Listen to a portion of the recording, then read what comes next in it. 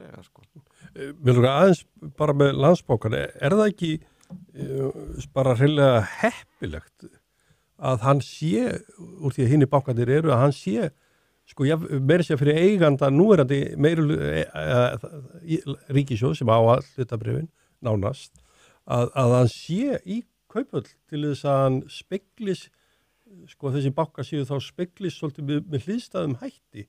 Þetta gerir Íslandsbanki upp og kynir sínu uppgjör og allt það, en bara til þess að markaður sé svona, jável, gegnsæri með reksturinn og fyrirkomulagi. Jú, ég held líka bara að það gerði Landsbankanum gott að fá fjölbreyttara eignarhald og aðra fjárfesta sem gætu komið með eitthvað að borðinu.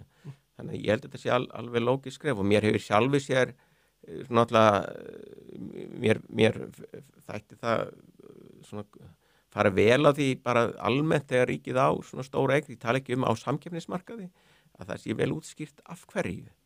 Og mér hefur þóttum svo sem rökin fyrir því eignin í Landsbankanum allavega svona í seinni tíð hafa veikst að þörfin á því að ríkið eigi hlut í Landsbanka. Ríkið náttúrulega búið að fá góðan hlut fyrir Íslandsbanka.